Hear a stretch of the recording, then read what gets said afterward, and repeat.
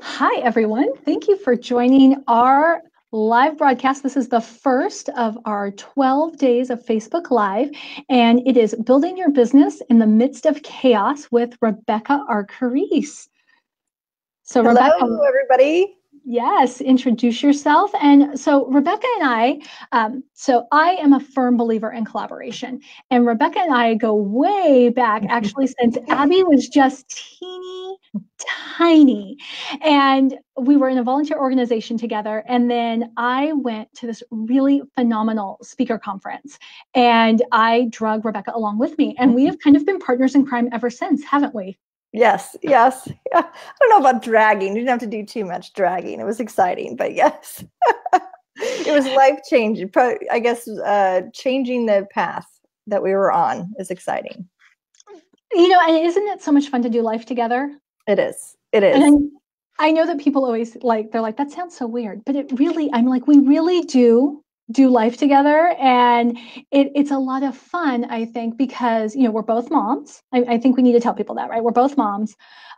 We're both working moms. And life is never perfect, nor is it calm for us, is it? That's for sure. Never, never. I don't know that I remember calm. What does that mean? Right? We've just not had that experience in life. So, first of all, let's say hello to some of our wonderful viewers. So, aren't you excited? It's not just you and me, even though we would totally show up for just the two of us. We would. I love it. And look at so Bethany says, yeah, Bethany says hi. Jen says hi. And Emily is, she'll be watching us on replay, so that we should welcome the people who are watching us on replay. I mean, one of my favorite things, at least, is hearing from people who rewatch or watch the broadcast a few days later, and they get a lot out of it. So, but what I want to do is, because I just want to be very mindful of time, but it's very important to me that everybody who tunes in, whether they're watching now or they're watching on replay, really feel like they get some value from this. And I think this topic is really important, and please tell me what you think on it. But building your business in the midst of crazy, this is, whether you're an author, you're a speaker, whether you're trying to start your own storefront, or in any other type of business, like, life is never calm, quiet, or collected. Like, there's always something going on. And it is my opinion that we as women in particular get a lot of people who want to give us permission to tap out from our dreams and tap out from our goals, right? Yeah. You got too much on your plate. You've got too much on your plate. Go ahead. It's fine. Right. Right. But Rebecca, why don't you tell me, like, in your experience, what happens when you back burner your goals because life is out of hand? So much. I feel like it impacts so many areas. It can impact you in the personal level because your goal and your motivation then becomes secondary. So it can impact your just whether you have prone to depression or anxiety. It can bring that up because you're not really running in the lane that you should be running in. It can change priorities and kind of get those priorities out of balance. And I don't really like the word balance because I don't really think there's ever a true balance in life. There's never a time when it's all's good, right? There's sometimes you have to focus on your family a little bit more, sometimes business. But I think that no matter what, putting those seeds in at every season is important because you keep the momentum going. However, it's going to be in waves. It's okay. But it is so important. And I know for me, when I'm out of sync of that, if I take a pause or I take a break, getting back seems bigger than it is, and it feels lonelier. That's so good. Thank you for sharing that, because I do think that is something that we forget about. And I don't know about you, but like, when I'm like running crazy and balancing everything, when the chaos stops, I don't have that like emotional letdown that comes from, because let's say there's like a death in the family, because that happened to me a few years ago, right? And people are like, oh, just focus on your family, focus on this one thing. But then what would have happened is, after I dealt with arrangements and all the funeral and all of that stuff, I would then be like, oh, well, here I am with nothing lined up because I took a complete breather for like a month. And so I think it does help us to be doing a little bit at a time. Let me take a break really quickly here. And I want to just remind everybody that what we're talking about is building your business in the midst of chaos. And this is something that's equally accessible, whether you are someone who is building a writing or a speaking career, or you're a creative entrepreneur. I do think that this is particularly useful for the working mom. And so if you find value in this, we would love it if you would share this. You can share it now on your wall, or if you're watching on replay, you can share it then, but we would really, really appreciate that. So why don't we just dig into our content, Rebecca, if you don't mind? Yep. We're going to talk about 3 key points when it comes to how to build, I would say strategically, right? How to build well in the midst of chaos, because you're just one person, right? So you have to accept that. And so I think the 3 key steps are, the first thing you have to do is you have to make a decision. Absolutely. The second thing you're going to have to do is dedicate time. And that one's a tough one. And so we're going to unpack that a bit. And the third thing is, I think you need to be dutiful. You need to be dutiful to your plan. So why don't we start with make a decision? So step number 1, make a decision. For me, I have to go into this, life has gotten out of hand. For instance, we moved over the summer, and I don't move well. So we moved, and I had to just decide, like right then there, okay, what am I going to, is life going to stop for 4 weeks while I plan this move? Or is my move going to have to be worked around everything else? And so once I made that decision, well, then it's easy to figure out what to do next. Now, I know you had kind of a crazy move as well. Why don't you tell us a little bit about that? And maybe if you have a couple of examples of how you made a decision. Absolutely. And I think, it sounds so easy, just make a decision, but it really isn't. You and I both know that this step 1 is a big one. And so I think if we can really start here and grasp this and get people on board with, hey, we're here to help you make a decision, get in a community to help you make your decision, because it is a big one. So for the last 2.5 years, we've been on a journey. We sold our house in 2 hours. We didn't have a place to go. The offer that we accepted wanted us out of our current house in 2 weeks. And we found ourselves, in the midst of a decision, a big one. Do we just go pick a house? And I know you don't like it either. I don't want to move again. Like, I wasn't going to pick a house to pick a house. I was going to pick the house that I never have to move again, right? Never say never, I know. So we moved into a tiny apartment because we just picked the least expensive, whatever would work in our geographical area, because it was going to be temporary. So the temporary 2 months turned into 1.5 years. And it took a while. So then, of course, when we found our house, it happened to be this past September, we found a house and the offer was accepted.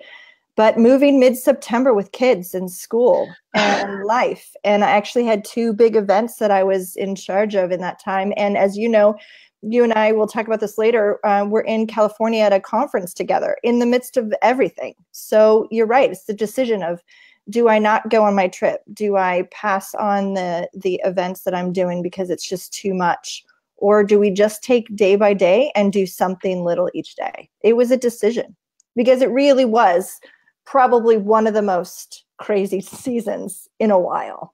I've had a couple, and then we had some family stuff going on as well. So, it's never perfect. It's never kind of what we imagine in our head of finding the perfect house and I'm going to move in and it's all going to be good and I'm going to be unpacked in a week. I mean, you can see like my shelves behind me are just bare because I have my computer and my desk unpacked. That's it. Everything else next to me, I have like 30 boxes next to me. Right. That's it. But we'll keep going. Life can't stop. Well, you know what the best part is, though, is we can like split the screen and then they don't see all the sounds. Look at that. Like, just fine. Don't you love technology? Yeah, and there's a point behind that too. It's just that I'm not going to stop because, the boxes that are looming, and it's hard. It is a decision. You gotta make it and go forward. What do you think is hardest about the decision? Is it you've got so much going on, like all these competing priorities, and they're swirling around in your head, and you can't like you just don't have the available brain space to actually decide, okay, am I going to continue building on my dream or not? Or do you think that there is external pressure? It's the outside people telling us that why should we do that? Like, just don't worry about it. I think from my experience, but also talking to a lot of people, I think the big part of making a decision, especially as women and moms, there's that mom guilt, right? And I don't think it's necessarily isolated to moms. I think it's as women, we experience and emotions different than men. And so there's that component of guilt that comes in it. If I'm choosing to keep moving forward in my goals and my business, am I being selfish? Is maybe I shouldn't do this. Maybe I should put everybody else first. And there's a tendency then to move into that martyr place where, I guess I'll just give it up for now. And I think that's why the decision is so important, to keep us on track emotionally as well, that it's okay to make a decision to move forward in business. It might be baby steps at first, but there's no guilt in it. There's no need to sacrifice in a sense of putting things off for the wrong reasons, right? We all sacrifice as moms and part of families and communities, and that's a good thing. But it's not so great when we start sacrificing decisions for the wrong reasons. I think that's a big one. It's a big one for women. You know what? That's powerful right there. It's not right to sacrifice decisions for the wrong reasons. So that's step one. So when it comes to building your business in the midst of chaos, step one is to make a decision. And, and Rebecca, you're kind of the expert at this because, your brand is Embrace the Crazy. So I love the fact that you just own it. You own that life's not perfect, and that there's no right time, but this is the perfect time. So step one's make a decision. I think step two is to dedicate time.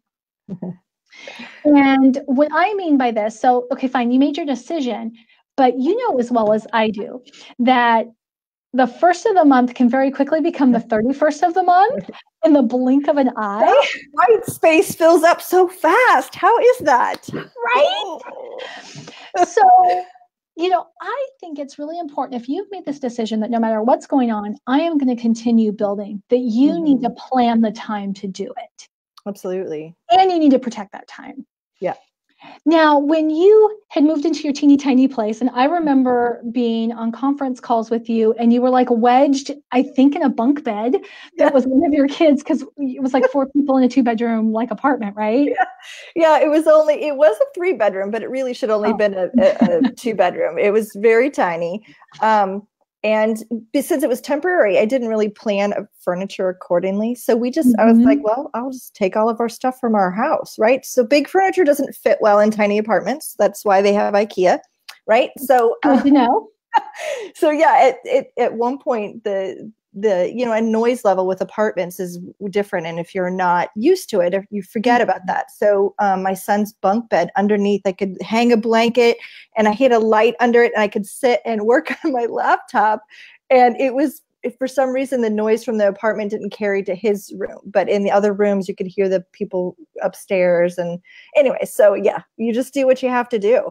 But I don't always feel like I succeed at this one. This is a hard one. Right. So, do you have any tips for how to dedicate the time? I do. I think the most success I've felt is releasing that it has to look a certain way, right? Like I have to be sitting at my desk. I have to have all of my sticky notes, but I do kind of so now I pack my sticky notes with me because I'm a little bit of a sticky note freak, but it doesn't have to look a certain way. So for me, what really took my social media, for example, and my business to the next level was I would sit, because I wait a lot of times in lines and at games for my kids. There's a lot of waiting. I don't know if anybody else does a lot of waiting in the car, but it's a little bit insane. And, in Seattle, where I live, there's a lot of traffic, right? So I have to leave early. And anyway, so I just found I'm going to take that time. I'm going to have my phone. I'm going to start doing my social media engagement time during those times. So making every minute count, no matter what it looks like. That's really important. doing what you need to do in the moments, and then just turning the phone off and be present when my kids get in the car. And in Seattle. Sorry about that. A little echo there, huh? I know, a little feedback. I can edit. Oh wait, take that back. Right, that's the problem with live though, right? You can't really edit. But that's all right. It's all good. So I like what you said though about using those little chunks of time. And this is another thing where I feel like we as moms are particularly well suited, because we do have a lot of small pockets of time. Mm-hmm. And you know what? And if the pocket of time is big enough that you can make a grocery list, right, it's big enough that you can make a task list for whatever your business is. Right. And I think, like, for me, I have to go into the beginning of the month with a plan. Like, am I going to do 2 hours every Sunday? Am I going to try to squeeze like 30 minutes a day? Mm-hmm. I find when life is really crazy, it helps to have those blocks already in my calendar and to build around them. Because if I go, I'll just do that sometime tomorrow, sometime doesn't come. No, it doesn't. You're right. It goes to the next day and the next day, and then we're back to number one is what was the decision that we made. Right. So that's good. I have multiple calendars and I ink out that space, and yeah, there's times where that has to be moved, but then like any appointment, if you have to move, then you intentionally reschedule it. But for the most part, it can be blocked out. Excellent. Well, thank you. So point number one, I always like to recap, is that if you want to build successfully in the midst of chaos, the first thing you have to do is decide to do it. Mm-hmm. The second thing you're going to have to do is dedicate your time. And then this brings us to the third point. And we'll see how people respond to this. But I say you have to be dutiful. You have to hold yourself accountable to the commitment that you have made. And I'm going to speak to the person who's just starting out and doesn't feel like they're bringing in income right now, right? Because because you're a motivational speaker, you're a writer, right? Like, you might get a booking for a talk 6 months from now, but you probably have to write that talk now if you want it to be any good in 6 months. Right. And nobody's paying you for it right now. Yeah. So it's easy to put it off. But I think more than anything, when you're starting out, like, you need to lay a strong foundation. And that means that you need to be dutiful to your plan. And if you've decided to work, even when life's going sideways, you have to find a way to hold yourself accountable. And I would say if you can't hold yourself accountable, then you find a buddy, a partner that will help you. What do you think? Absolutely. I think this is where communicating your decision and, and your plan for what the space that you've dedicated to those around you. I talk a lot about building your tribe, and this is specifically for this. You want people around you that are going to uplift you and encourage you and say, hey, I haven't seen a blog post in a while. What's going on? Are you okay? They don't have to be experts, but they need to be in your corner. And then the second component would be just to find yourself in alignment with people like we do, is people who are doing it, walking the walk and finding their way. And because there's a lot of ups and downs when you build your business by yourself, and it can be lonely and it can be confusing.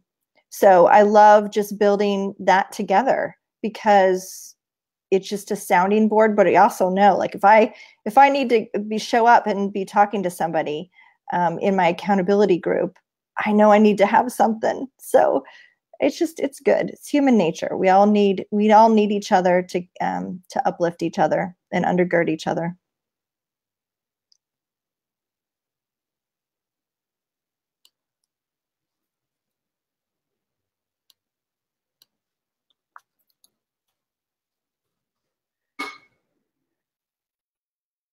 I love this. This is life's outtakes, right? It's good. I still can't hear you. We need that music. Do, do, do, do, do, do. If you're on watching us, we'd love to hear your comments or questions in the chat box. Let us know what you think, or if you have people that you're aligning yourself with to build your business.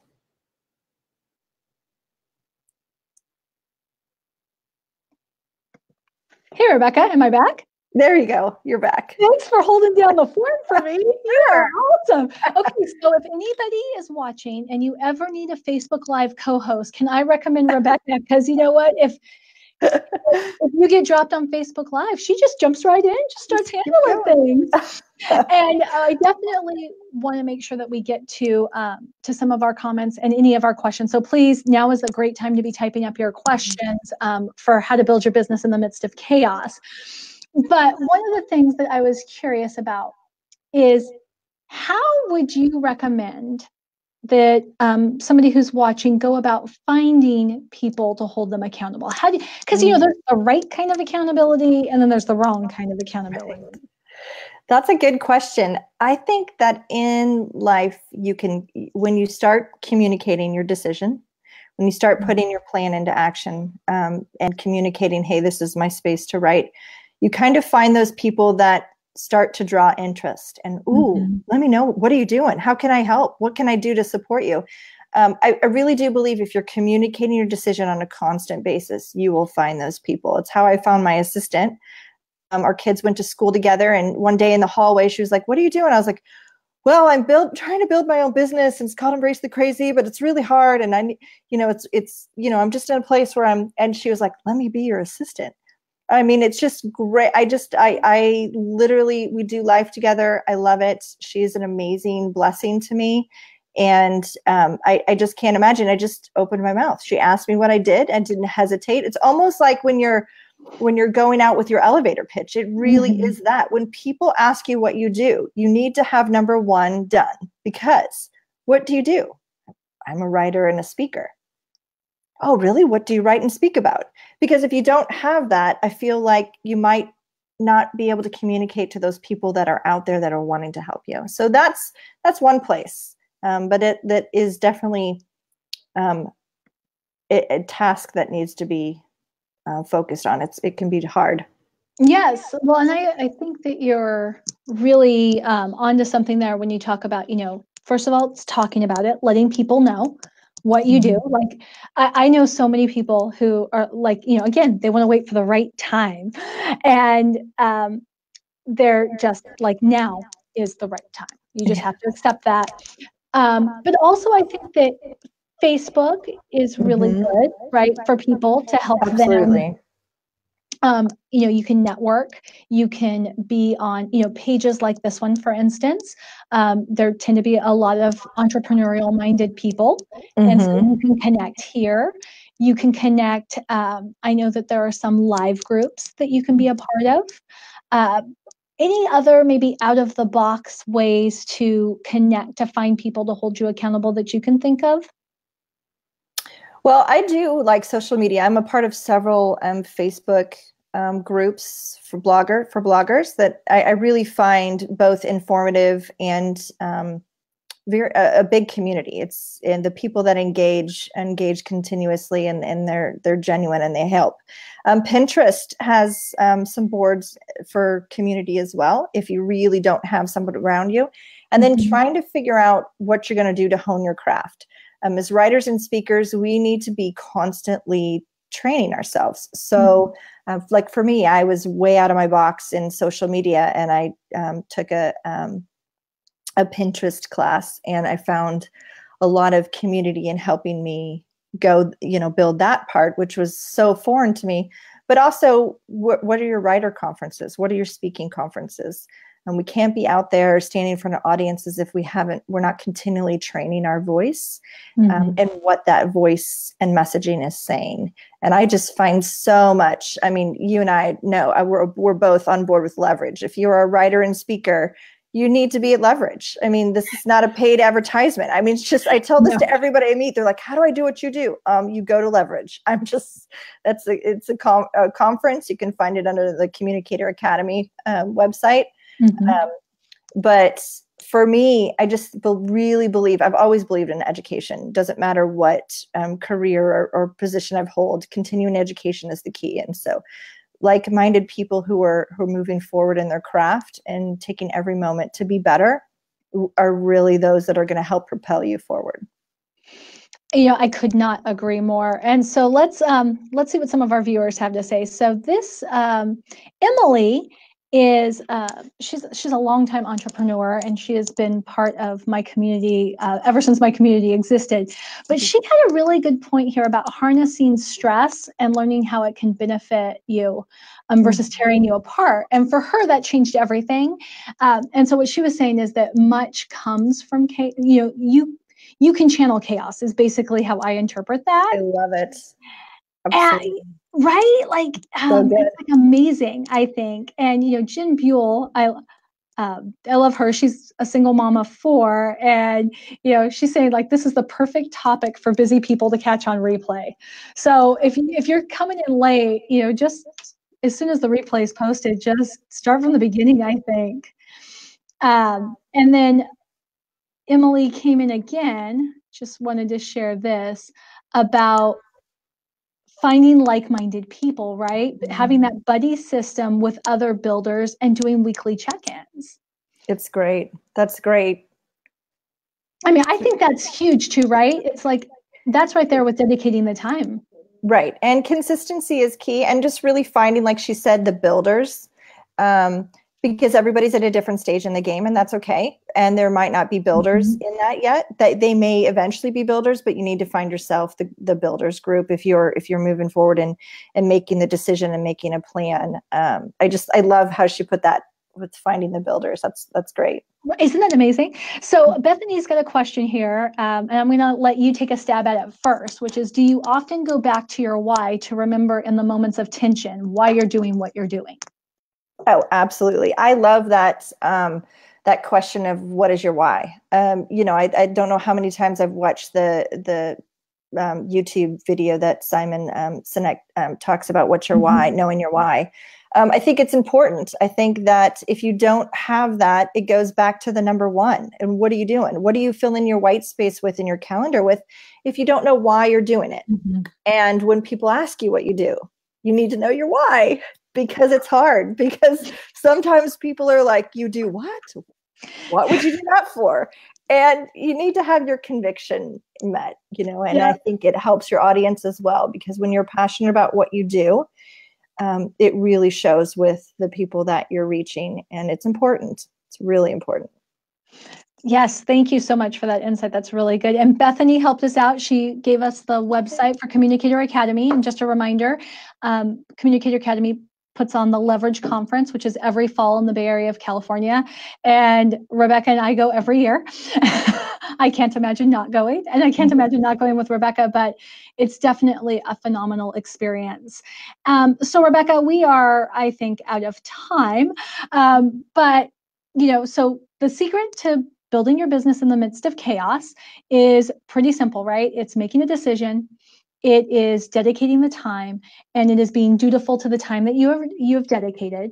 If folks are catching this on replay or caught us late, then I hope they start from the replay and watch us all the way through. But Rebecca, why don't you tell us where everybody can find you? Like, a website? Do you prefer to connect on social media? What do you love most? I love it. So on Facebook, it's Rebecca Arcarese, Embrace the Crazy. That's my website or Facebook. And then as well as online is embracethecrazy.org or RebeccaArcarese.org or .com links you to both. But I would love for people to find me there.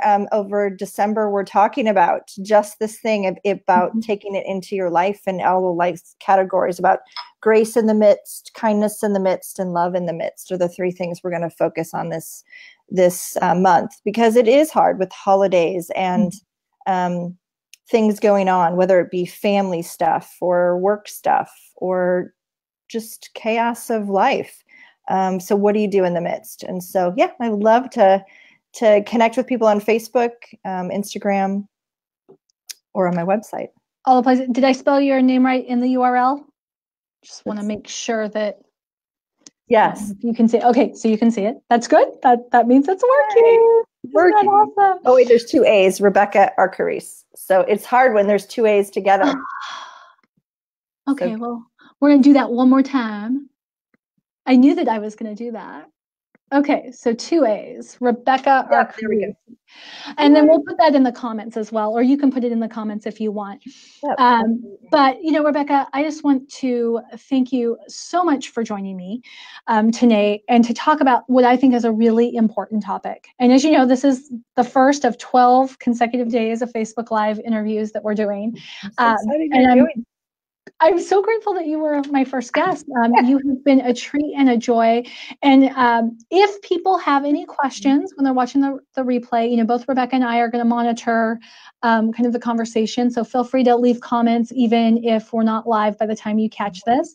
But until then, we really appreciate you watching. And thank you so much. Have a great night. Thank you. Have a great night, everybody.